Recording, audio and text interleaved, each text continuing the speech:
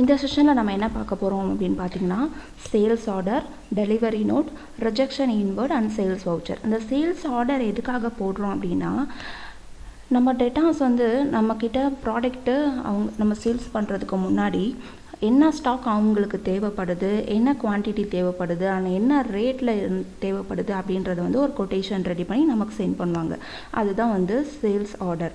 அதை நம்மக்கிட்ட அந்த ஸ்டாக் இருந்துச்சு அப்படின்னா நம்ம அந்த ரேட்டுக்கு ஓகே, அவங்க கேட்குற ரேட்டு ஓகே அப்படின்னா நம்ம அந்த ப்ராடக்டை நம்ம அவங்களுக்கு சேல்ஸ் பண்ணுவோம்.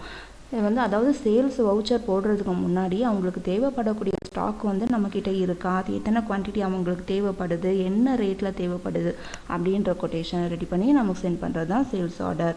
தென் டெலிவரி நோட் அப்படின்னா என்னென்னா, நம்ம சேல்ஸ் ஆர்டர் நம்ம ரிசீவ் பண்ணதுக்கப்புறம் அந்த ஸ்டாக் நம்ம கையில் இருந்துச்சு அப்படின்னா நம்ம என்ன பண்ணுறோன்னா இம்மீடியட்டாக நம்ம டெட்டாஸ்க்கு டெலிவரி பண்ணிடுறோம். அவங்க கேட்குற ஸ்டாக் நம்ம டெலிவரி பண்ணுறோம். அப்போ போடக்கூடியது தான் டெலிவரி நோட்.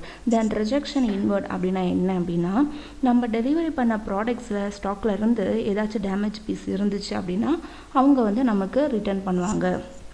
இதுதான் ரிஜெக்ஷன் இன்வர்ட். நீங்கள் கேட்கலாம், நீங்கள் இதுக்கு தான் நம்ம ரிட்டர்ன் பண்ணுறதுக்கு, டேமேஜ் ப்ராடக்ட் ரிட்டர்ன் பண்ணுறதுக்கு தான் debit note credit note use பண்ணுறோமே, எதுக்கு ரிஜெக்ஷன் இன்வர்ட் அப்படின்னு சொல்லிட்டு. இங்கே பார்த்தீங்கன்னா சேல்ஸ் ஆர்டர் தான் நம்ம பண்ணியிருக்கோம். சேல்ஸ் ஆர்டரை வச்சு நம்ம டெலிவரி பண்ணிடுறோம் ஸ்டாக்கு. ஆனால் இன்னும் சேல்ஸ் வவுச்சர் போடலை. சேல்ஸ் வவுச்சர் போட்டதுக்கப்புறமா நம்ம ஸ்டாக் ரிட்டர்ன் பண்ணுறாங்க, டேமேஜ் பீஸ் ரிட்டர்ன் பண்ணுறாங்க அப்படின்னா தான் கிரெடிட் நோட்டில் போடணும். இது சேல்ஸ் வவுச்சர், சேல்ஸ் பில்லை என்ட்ரு பண்ணுறதுக்கு முன்னாடியே நம்ம என்ன பண்ணுறோன்னா, நம்ம ஸ்டாக்கை அவங்க நமக்கு ரிட்டர்ன் பண்ணும்போது நம்ம ரிஜெக்ஷன் இன்வர்டை நம்ம யூஸ் பண்ணிக்கலாம். தென் சேல்ஸ் ஆர்டரை எப்படி சேல்ஸ் வவுச்சராக மாற்றுறது இப்படின்றத தான் நம்ம பார்க்க போகிறோம். சரி, டேலிக்குள்ளே பார்க்கலாம்.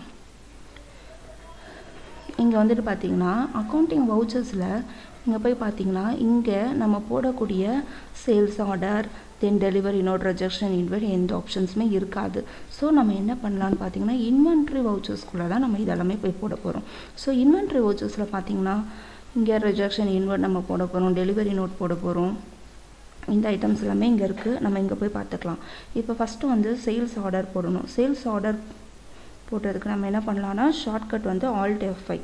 ஸோ Alt F5 நான் ப்ரெஸ் பண்ணுறேன். சேல்ஸ் ஆர்டர், இங்கே சேல்ஸ் ஆர்டர் நம்ம போட போகிறோம். இங்கே பார்ட்டி அக்கௌண்ட் நேம் நீங்கள் ஆல்ரெடி லெஜரில் க்ரியேட் பண்ணி இருந்தீங்க அப்படின்னா நம்ம செலக்ட் பண்ணி எடுத்துக்கலாம். ஸோ நான் இங்கே டேட்டா க்ரியேட் பண்ணியிருக்கேன் XYZ. ஸோ நான் அவங்கள செலக்ட் பண்ணி எடுத்துக்கிறேன். தென் ஆர்டர் நம்பரில் இது சேல்ஸ் ஆர்டர் அப்படின்றதுனால நான் என்ன பண்ணுறேன்னா சேல்ஸ் ஆர்டர் SO அப்படின்னு போட்டுக்கிறேன். ஓகேங்களா, நம்பர் 1 கொடுத்துக்கிறேன், என்டர். இப்போ நான் என்ன ப்ராடக்ட் நம்ம சேல்ஸ் ஆர்டர் பண்ண போகிறோம் அப்படின்னா மவுஸ். ஓகேங்களா, மவுஸ் நம்மக்கிட்ட 98 நம்பர்ஸ் இருக்குது. நம்ம டேட்டாஸ் எவ்வளோ கேட்குறாங்கன்னு பார்த்தீங்கன்னா 50 நம்பர்ஸ் கேட்குறாங்க. ஸோ நம்ம 50 குவான்டிட்டியில் 50 போட்டுக்கலாம்.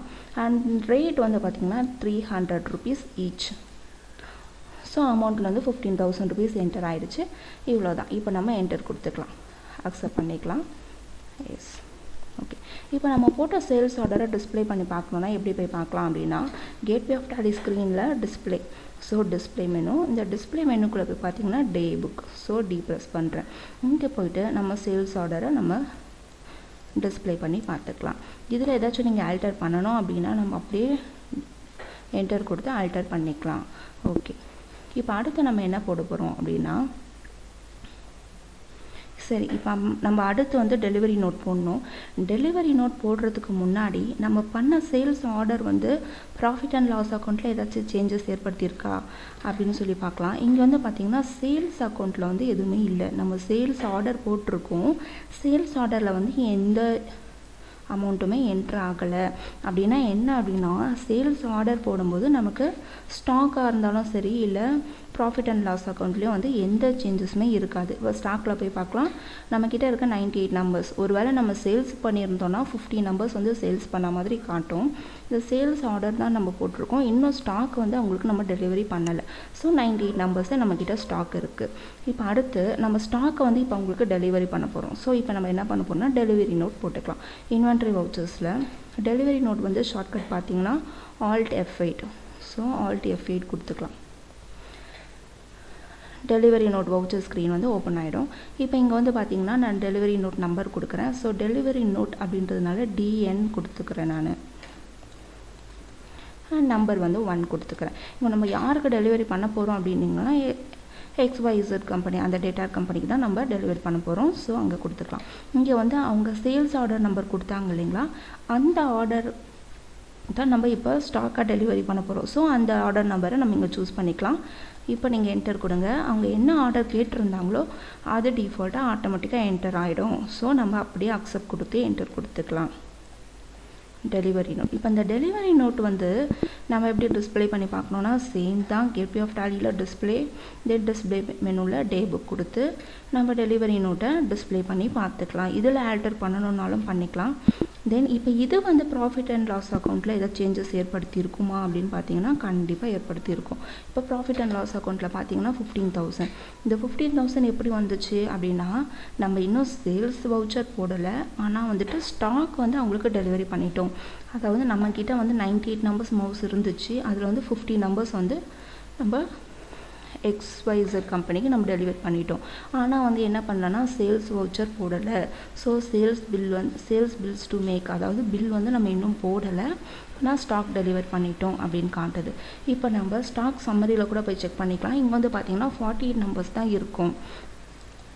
அதாவது நம்மக்கிட்ட 98 நம்பர்ஸ் இருந்துச்சு ஸ்டாக்கு, இல்லை 50 நம்பர்ஸ் வந்து நம்ம சேல்ஸ் பண்ணிட்டோம்.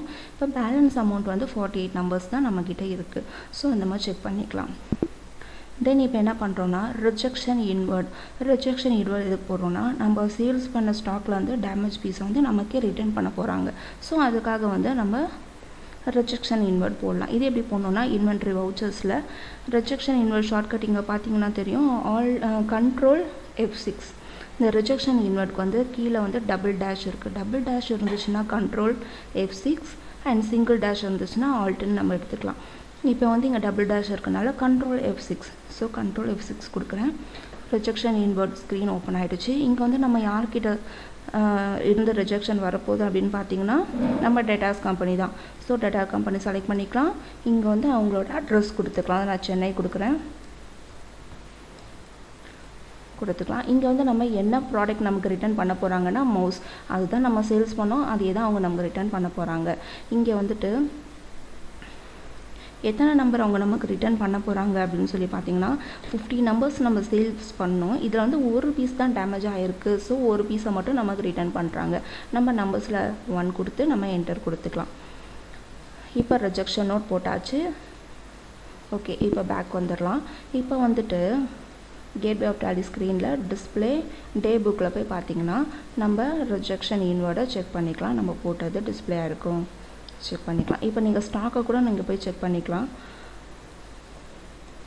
இப்போ ஸ்டாக் சம்மரியில் பார்த்தோன்னா 49 நம்பர்ஸ், அதாவது நம்மக்கிட்ட ஆல்ரெடி 98 நம்பர்ஸ் இருந்துச்சு. நம்ம 50 சேல்ஸ் பண்ணியிருந்தோம். பேலன்ஸ் வந்து 48 இருந்துச்சு. இப்போ வந்து 50லேருந்து 1 மறுபடியும் நமக்கு ரிட்டர்ன் பண்ணிட்டாங்க. ஸோ நம்ம சேல்ஸ் பண்ணது 49ஆகவும் நம்மக்கிட்ட பேலன்ஸ் இருக்கிறது 49ஆகவும் ஸ்டாக் சேஞ்ச் ஆகிடுச்சு. இப்போ ப்ராஃபிட் அண்ட் லாஸ் அக்கௌண்ட்டில் நீங்கள் போய் பார்த்தீங்கன்னா இங்கே சேல்ஸ் அக்கௌண்ட்டில் ஃபஸ்ட்டு 15,000 ருபீஸ் இருந்துச்சு. அதாவது 50 குவான்டிட்டிஸ்க்கான சேல்ஸ் அமௌண்ட் இங்கே இருந்துச்சு. இப்போ 1 மைனஸ் ஆகிட்டதுனால 300 ருபீஸ் மைனஸ் ஆகிட்டதுனால சேல்ஸ் அக்கௌண்ட்டில் இப்போ 14,700 இருக்குது. இதெல்லாம் டிஃபால்ட்டாக அதுவாக சேஞ்ச் ஆகிருக்கும். இப்போ நம்ம நெக்ஸ்ட் என்ன பண்ணலான்னா, இப்போ போட்ட நம்ம என்ட்ரிலேருந்து சேல்ஸ் ஆர்டரை வந்து நம்ம சேல்ஸ் வவுச்சராக கன்வெர்ட் பண்ண போகிறோம். இங்கே வந்து சேல்ஸ்க்கு நம்ம நார்மலாக F8 கொடுத்து நம்ம சேல்ஸ் மாற்றோம் இல்லைங்களா, அதே மாதிரி நம்ம F8 கொடுத்துக்கலாம். இங்கே ரெஃபரன்ஸில் வந்து இது சேல்ஸ் வவுச்சர்ன்றதுனால SV கொடுத்துக்கிறேன். தென் வவுச்சர் நம்பர் 1 கொடுத்துக்கிறேன். இங்கே வந்து பார்ட்டி அக்கௌண்ட் நேமில் வந்து என்னோடய டேட்டா கம்பெனி சூஸ் பண்ணுறேன். இங்கே வந்து பார்த்திங்கன்னா டெலிவரி நோட் நம்பரை நம்ம செலக்ட் பண்ணணும். டெலிவரி நோட் நம்பர் நான் 1 தான் கொடுத்துருந்தேன். ஸோ செலக்ட் பண்ணிக்கலாம். இங்கே வந்து ஆர்டர் நம்பர் டிஃபால்ட்டாக அதுவாக டிஃபால்ட்டாக வந்துடும். நம்ம என்டர் கொடுக்கலாம்.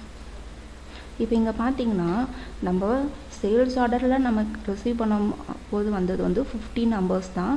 எல்லாம் 1 வந்து நமக்கே ரிஜெக்ட் பண்ணிட்டாங்க. ஸோ பேலன்ஸ் இருக்க 49 நம்பர்ஸ் மவுஸை தான் வந்து நம்ம சேல்ஸ் பில் போடுறோம். ஸோ நம்ம என்டர் கொடுத்துக்கலாம். இப்போ நீங்கள் இந்த ஜிஎஸ்டி டேக்ஸ் எல்லாம் நீங்கள் ஃபைல் பண்ணணும் அப்படின்னு பார்த்தீங்கன்னா இந்த இடத்துல நீங்கள் ஜிஎஸ்டி டேக்ஸ் எல்லாம் நீங்கள் போட்டு நீங்கள் பில் சேல்ஸ் வவுச்சர் நீங்கள் போட்டுக்கலாம். இப்போ நான் போடல, நான் அப்படியே அக்செப்ட் கொடுத்துக்கிறேன். ஓகே, இதுவும் சேம் தான். நம்ம எப்படி டிஸ்பிளே பண்ணி பார்க்கணுன்னா கேட்வே ஆஃப் டாலி ஸ்க்ரீனில் டிஸ்பிளே, தென் டிஸ்பிளே மெனுவில் டே புக் கொடுத்துட்டு நம்ம சேல்ஸை நம்ம என்டர் பண்ணி பார்த்துக்கலாம். இப்போ இந்த இடத்துல வந்து ப்ராஃபிட் அண்ட் லாஸ் அக்கௌண்ட்டில் நீங்கள் போய் செக் பண்ணுங்கள். ப்ராஃபிட் அண்ட் லாஸ் அக்கௌண்ட்டில் இங்கே சேல்ஸ் அக்கௌண்ட்டில் பார்த்தீங்கன்னா பில்ஸ் டு மேக் அப்படின்னு சொல்லி காட்டியிருந்துச்சு. இப்போ நம்ம பில் போட்டுட்டதுனால இங்கே சேல்ஸாக மாறிடும். இங்கே பில்ஸ் டு மேக்னு இப்போ காட்டாது, ஏன்னா நம்ம சேல்ஸ் வவுச்சர் போட்டாச்சு, அதனால் இங்கே சேல்ஸ் அப்படின்னு மாறிடும்.